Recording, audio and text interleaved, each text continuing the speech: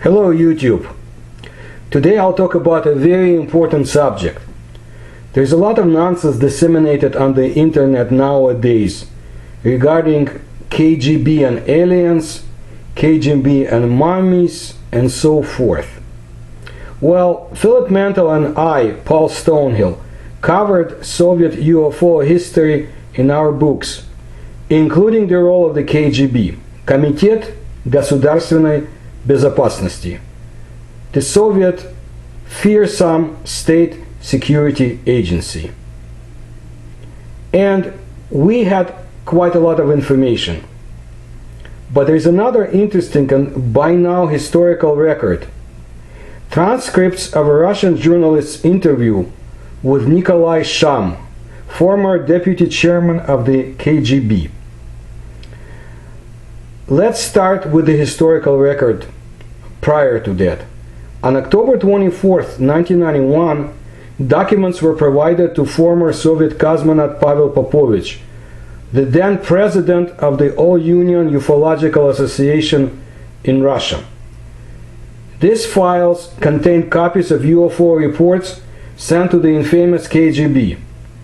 An accompanying letter was written by the deputy chairman of the Committee for the State Security USSR, Nikolai Sham.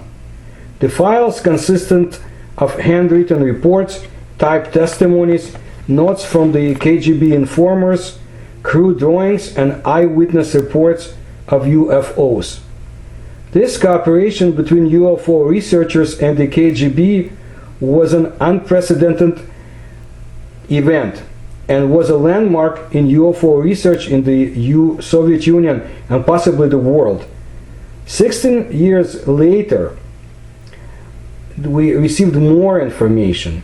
We actually, so to say, caught up with the now former deputy commander of the KGB. And what I'll tell you is basically the first time that the interview with the man itself is being recorded.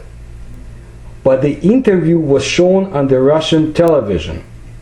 I translated it for Philip Mantle, and I'll tell you how Philip got to have the interview.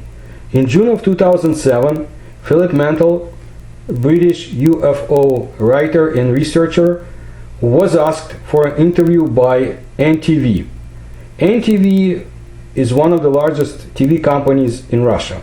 Apparently, they were making a new UFO documentary and wanted to discuss with Philip about his research into the alien autopsy film and the book he had co-authored with myself about the Soviet UFO phenomenon.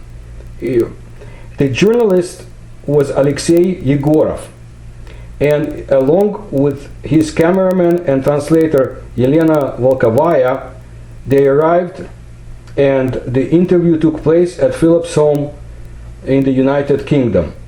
After the interview, they discussed many things, and Alexei informed Philip that he had interviewed the former deputy chairman of the KGB, Nikolai Sham, and discussed with him the release of official KGB UFO files to the Russian UFO researchers. We covered this information in our books as well. Alexei went to say that he could provide Philip with a transcript of his interview with Nikolai Sham. And this arrived via mail, and I translated as soon as it arrived for Philip Mantle. Nothing had been omitted from the following interview, although I inserted a few things, so to say, in brackets for clarification purposes only, due to the way Nikolai Sham was expressing himself. So my additions will be there, but it's negligent, nothing to take away the meaning. So the full interview was reproduced in various publications with the kind permissions of NTV in Moscow. Nikolai Alexeyevich Sham was born in 1940. He was in the KGB from 1966 to 1991. From 1974, he worked in the Central Administration of the Committee for State Security, KGB. Sham was involved with the operational, technical, and scientific projects. In 1986, he was with the commission that investigated the Chernobyl disaster. His rank was the deputy chief of the 6th Directorate of the KGB. This is where revolutionary scientific ideas and high-tech technologies were researched and provided protection from foreign agents. This is also where the Soviet economic espionage against other nations was generated. Sham left the KGB in 1992 because of health reasons. In 1999, he headed a private corporation, Green Master, involved in the production of various devices using technologies of the defense industry. Later, he was the general director of First Leasing Company. He is mentioned in Russian media in connection with paranormal phenomena.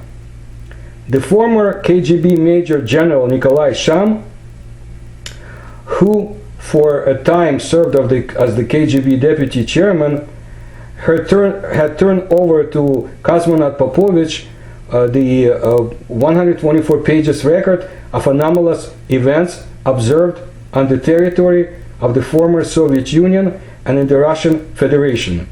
I will get to this set of documents later, but right now I want to concentrate on the interview.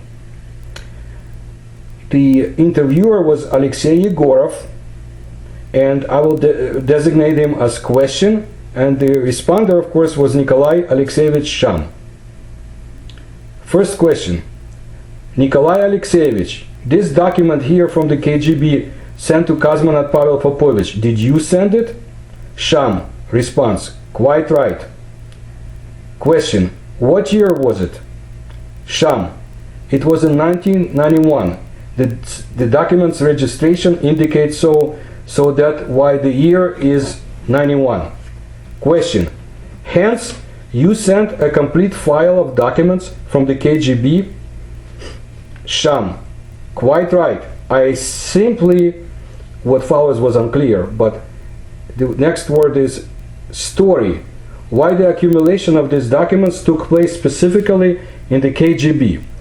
There was a special decree of the government and the Central Committee of the Communist Party of the Soviet Union about the commencement of the research of this phenomena that occur in nature. According to this decree, all law enforcement agencies, KGB, Ministry of Defense, Ministry of Interior Affairs, and the border guards, had to inform and report to the center about facts they had been receiving regarding all such phenomena in nature, and all the agencies had factually accumulated the information. But the KGB was not engaged in research of such issues. It is just that some administration, some special department, if they would get some eyewitnesses of all that was happening in the atmosphere, they would take explanations and mostly handwritten materials that were sent there, describing how they saw phenomena, what they felt during sightings, describing the background of the event, and so on. All that we had eventually accumulated, and by the same degree, a few academic institutes were obliged to undertake, I added measures, in order to research all these effects, various phenomena, and come to some conclusions of every incident. The main institute in the Academy of Sciences selected and appointed to head the research was the Institute of Space Studies. All interesting facts were always addressed. Experts, scientists left for the place of the incident, asked questions, took soil samples, took various measurements, and so on, and reached some conclusion based on the results of the event or a fact that was being researched. This work was conducted for several years, and sometime in mid-85-86, in that area, it was completed, this work, and produced was a report about all the events that were registered through a number of years over the territory of the Soviet Union. I remember that report, goes on Sham. I held it in my hands.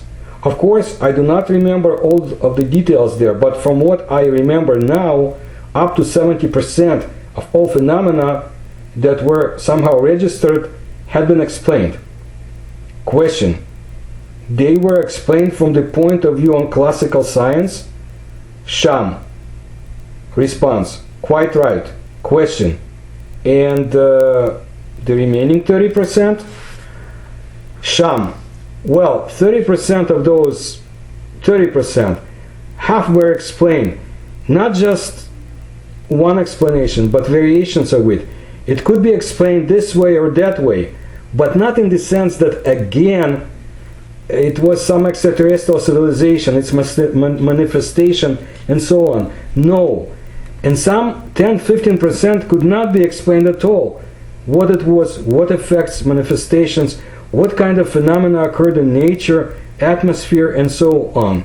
Question: do you remember any examples of what could not be explained? Sham. Response: mostly things that could not be explained when some object materialized. Observed was a materialized object. Mostly they were spots, some luminescent points, something else of different configurations, and so on. As for materialized objects, that truly, if they were photographed, they had a materialized background in the shape of a saucer, some cylinder, or something similar. All such things, of course, could not have been explained. What it was, how one can comprehend all of it, that is what I remember from everything that took place back then. Moreover, all these sharp increases in public interest, they take place periodically, time after time, the same question. You are fifth or sixth party that come with the same question. Also, from the West I was approached. Why? Because these materials, this digest, travel all over the world. Question: all comes from this letter, because after this letter, the KGB secret files were sent to ufologists? Sham: no, there was not any secret document. Question: that is, the documents were not secret before? Sham responds: of course, quite right. Imagine, some citizen saw some luminescent loop and he wrote about it. The officer on duty of some administration or a special department received this information, registered in the logbook, wrote an accompanying letter, and sent to the center. What secrets are here? No secrets at all. On the other hand, the explanation for all such phenomena, in most cases, you understand, tests were conducted, launches were performed, airplanes fly about, helicopters fly about, and the space is full of space man-made objects and fragments of the space objects that periodically descend and enter the dense layers of the atmosphere. That is on one hand. On another hand, the so-called mirage phenomena, mirages. You know, you have heard of mirages. Things related to crashes, disasters, aircraft crash, when the craft falls apart in flight and falls to the ground, and so on. That is, a multitude of things that due to some optic distortions and so on sometimes create such background that really it can appear that you are in some fairy tale world and are surrounded, humanoids, take another civilization, attacks the earth, and so forth. In all of my life, I have never met such a fact or event or something similar, as a result of which one could with some certainty and credibility say that this was appearance of an extraterrestrial civilization. In all of my life, regretfully, nothing like that happened. At the same time, if we, for example, will find explanations for all that, here in Russia now, for some years, there is research, various experiments, at their core lies, to say generally, registration of the galactic and universal influence on the earth. If one can imagine this entire world Question. In this file, people write, I saw a strange object, a luminescent cloud. This is not hallucination. Here he exactly, and Sham responds, and I want to address this point, how one can explain such things. Here, based on the results of the work that is being performed here in Russia. What is the heart of the problem? If we imagine this earth where we live, it is constantly subjected to the effects of the external environment. In fact, we have gravitational fields. Further, we have the sun, and gigantic energy of the sun comes to the earth. Correct? Then we have heavy planets. We have galaxy. We have so-called relic radiation. We have a tremendous amount of electromagnetic fields with different frequencies and so on. And human being, it is also such a being that has everything moving inside, shifts. You know, there is some aura around a human being. A human being emits some radiation and so forth and so forth. And as a principle, one cannot exclude that in conjunction with certain factors and creation of certain fields, with manifestation of certain electromagnetic fields with certain frequencies, there comes some influence on human beings. And results of these studies demonstrate, really definitely and truly demonstrate, that a human being entering into the area of influence of such natural phenomena, he starts changing, this human being. That is, in principle, he comes to the point where he ceases to comprehend. That is, entering into the field, into this zone that can continue for dozens of minutes. He becomes inadequate, this human being. Question. Can the same objects often be called hallucinations? Sham answers, quite so. Into the mind of the human being affected by all that, it can be hallucination on one hand. On the other hand, because the earth too is not of one origin, that is, there are so-called breakup lines. What is the breakup line? To speak figuratively, it is electrolyte. In this fissure, there is an electrolyte. And as this electrolyte, and imagine, there is some movement of this firmness. Naturally, it comes movement, currents are registered, and the mechanism of the equipment in the cables registers currents up to 27 amperes. Question. Can you imagine the power that comes as a result of these waves, radiation that comes from the very earth? Sham responds, neutron streams. Neutron streams, they come from space. Neutron streams come from the earth. And this gigantic energy component in various shapes. And what is a human being in comparison to all this power as such? The water too. It is the stuff that, as it is said, the original mother of all that exists. Question. These accumulated documents the ufologists nicknamed Blue File. Do you know the fate of the Blue File? This was the name given for the KGB UFO documents. What happened with it after ufologists were given these documents? Sham. Also, there was some interest 2 or 3 years ago in the same subject, in this file. I offered them to meet. I know some ufologists. I offered to meet them in order to, and I organized this meeting. I do not know what happened after that, but I did previously speak with these comrades on the subject of all these documents, and they said generally with regret, with resentment, they told me that all of the materials that had been accumulated in the institutes and so on, it did, so to say figuratively, left Russia. They say, the question was, they say for $500. Answer.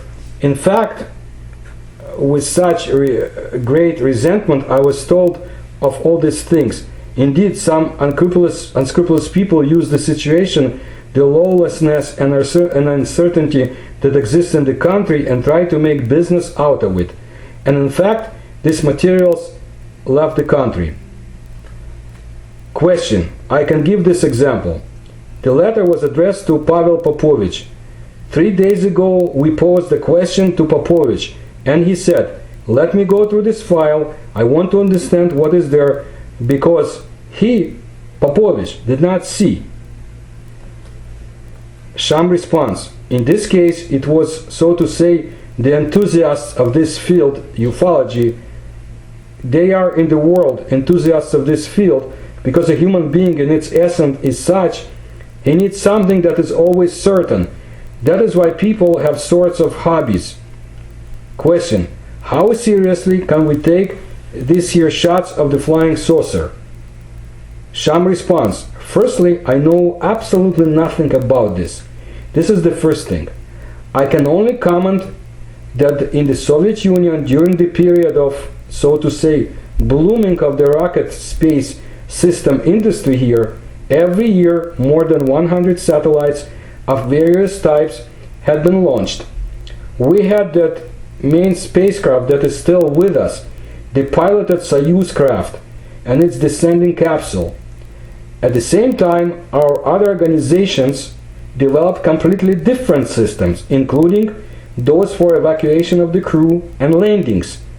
These systems had been tested, and really they were in their essence unique, these systems. It seems to me one of the emergency breakdown situations connected to the experimental work to develop these systems is depicted in this film.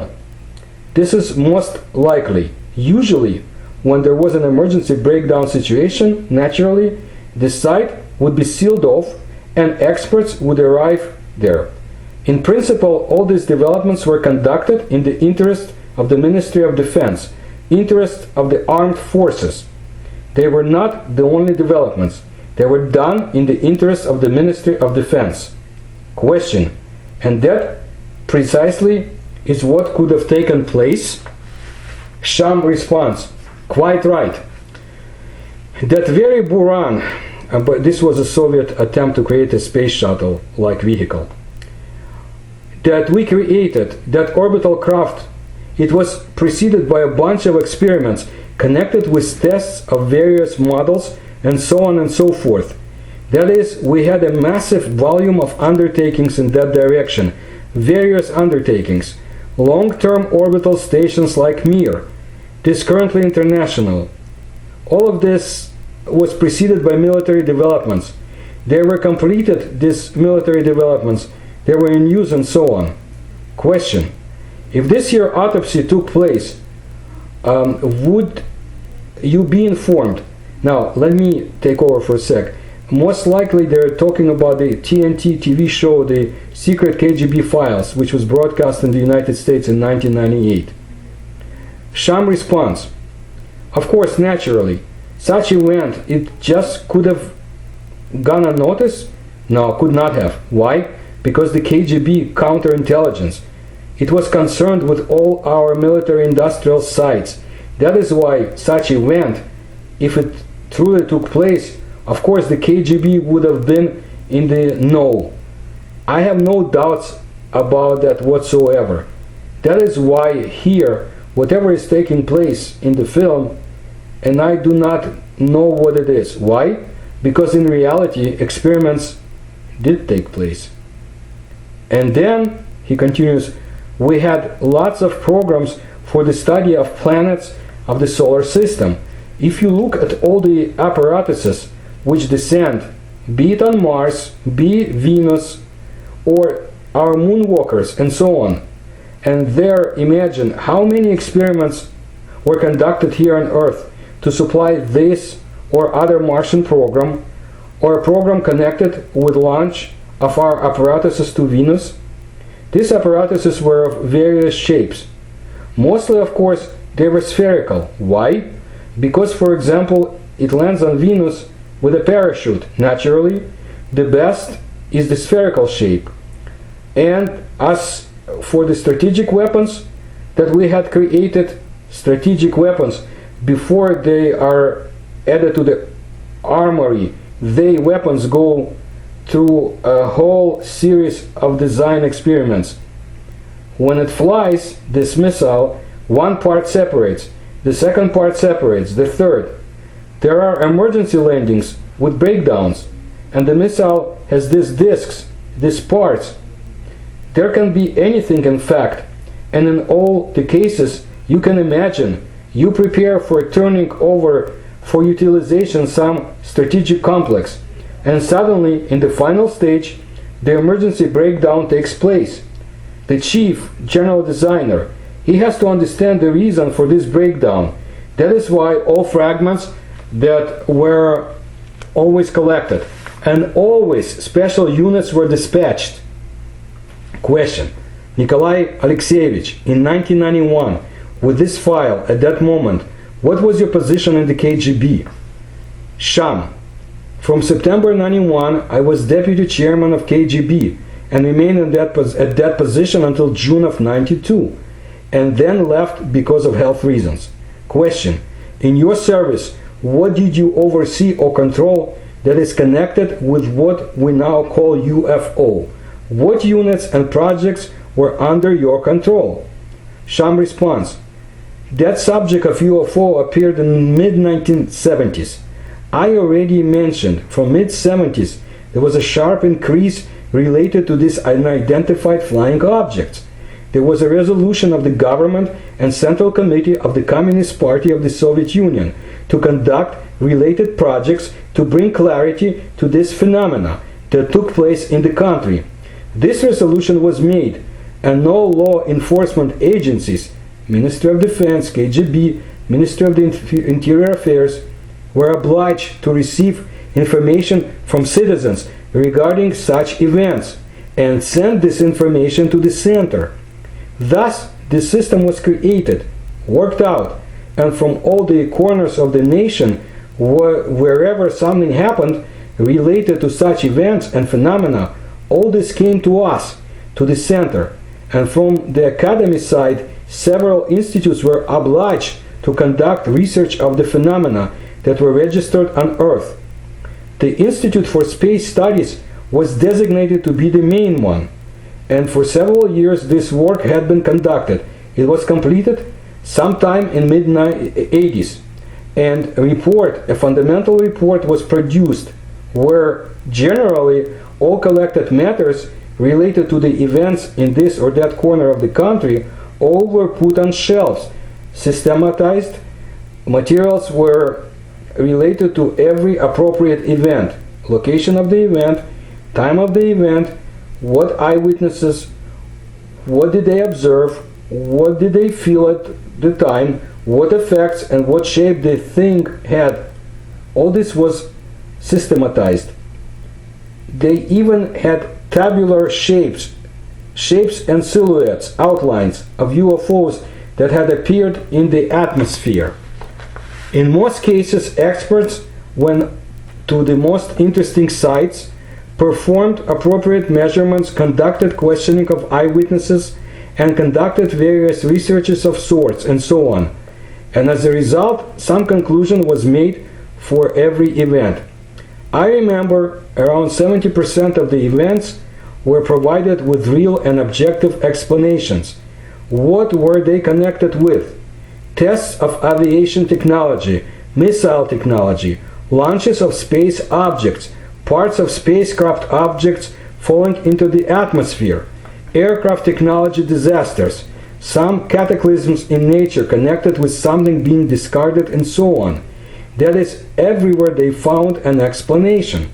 But in 30% of cases, it is as if half of an explanation was given, but not a single one, meaning that yes, something took place, but facts that certainly confirm what is are not sufficient, and in some instances, simply due to lack of information and due to dearth of any material proof at the incident site, no conclusions were made.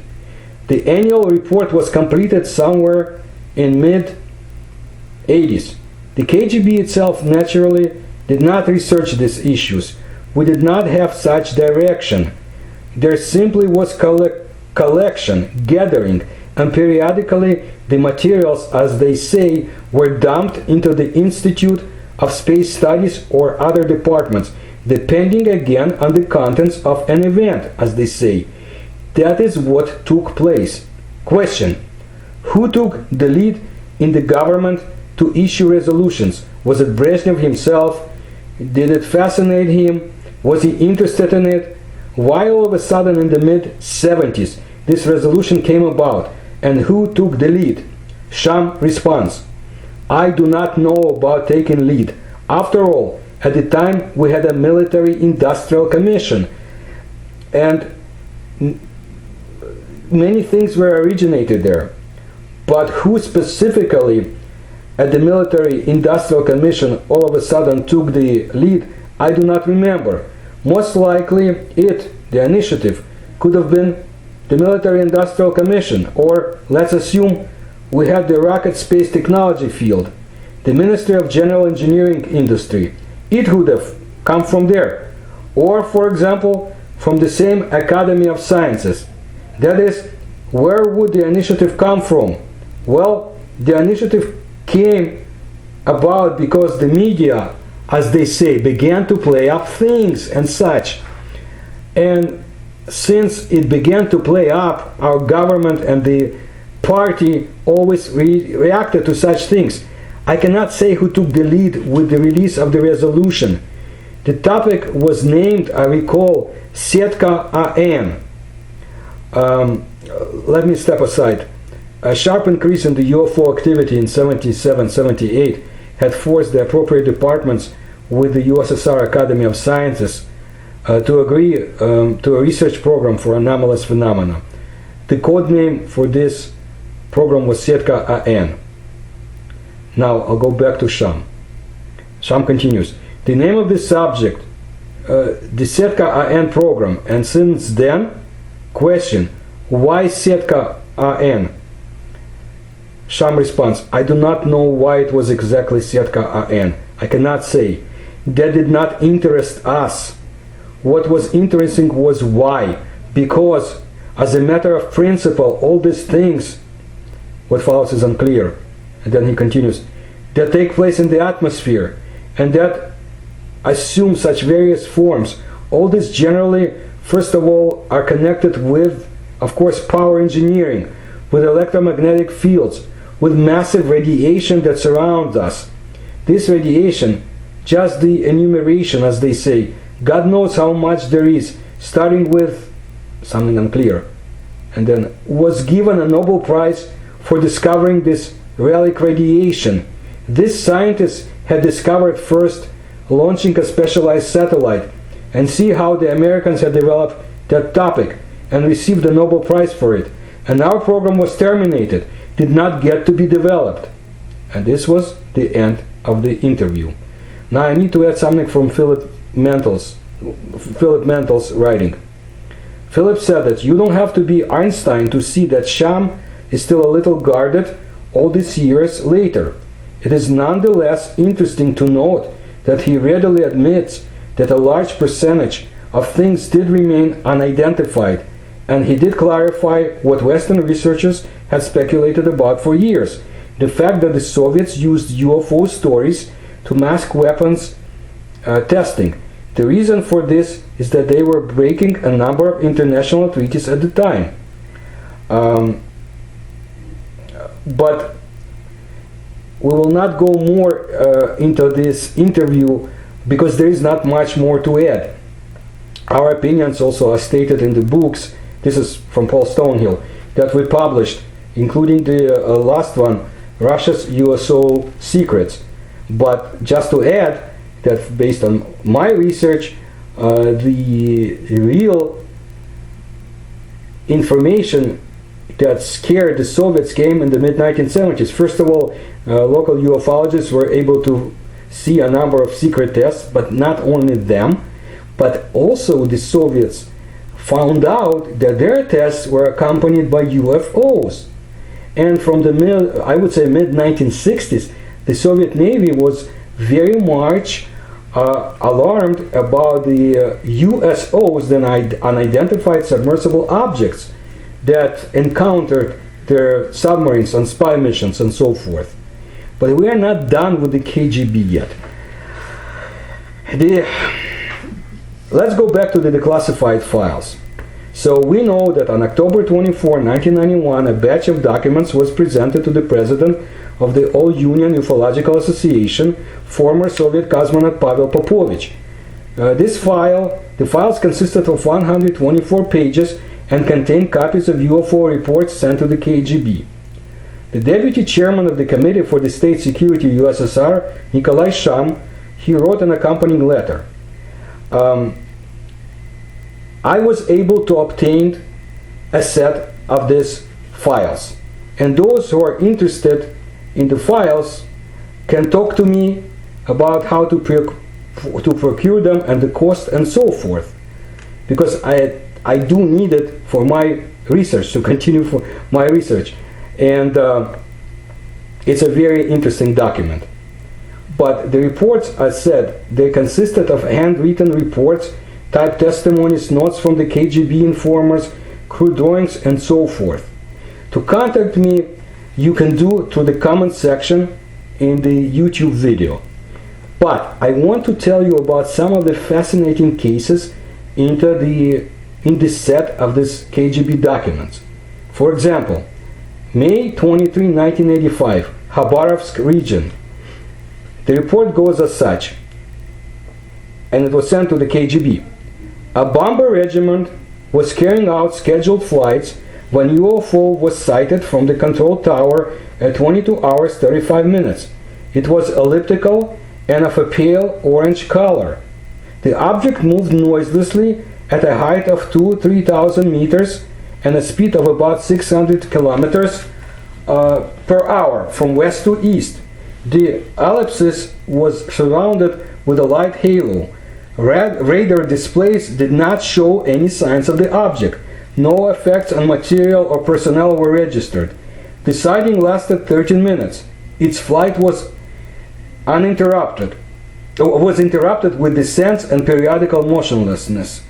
2 hours later, a similar object was sighted for 10 minutes. Long-range aircraft passed below it at the height of from 800 to 1,200 meters. The UFO emitted beams of light up and down. The downward beams were brighter. Colonel V. Alifanov, flight commander. I will add that this is in the Russian Far East, a very interesting area for UFO sightings and reports, as you know from my videos and my research. Now, by the way, Colonel Alifanov was the flight commander, to underline. Let's look at another case. December 1987, September 1988, vicinity of the Shveluch volcano, Kamchatka. The personnel at a variety of observation posts had been systematically sighting ball-shaped UFO overflights. In particular, they look like small, slowly rising fires, changing color from red to white. The sightings lasted from 30 seconds to 7 minutes. One officer suggested their appearance correlated with the scheduled launching of combat vehicles. He noticed that UFOs did not appear when launching time were altered. Very important. However, balls the size of a football were sighted without any relation to launching. For example, on December 16, 1987, an hour after a warhead had fallen to the ground, an orange ball was moving slowly and noiselessly from north to south. It was freezing and there was no wind. On December 21, 1987, the ball appeared at 19 hours, while the launching took place at 22 hours. The next day, there was no launching at all. However, the ball appeared at 18 hours 35 minutes. It pulsed, changing its color from red to blue to white. On July 26, 1988, a ball with a blurred outline was sighted immediately before launching. The situation was repeated at night at September 9 to 10 of 1999. This time the UFO appeared 5 minutes before launching. It was a silver ball with a visible dimension larger than that of the moon. The object appeared right after the combat vehicle's flight. The radio operator noticed a worsening in the transmission of the ultra-short waves.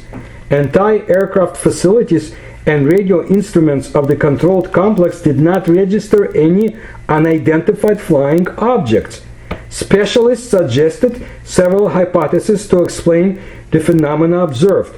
They might be ball-shaped concentration of electric charges in the atmosphere, balloons lit by rays of the setting sun, holograms at the crossing of laser beams.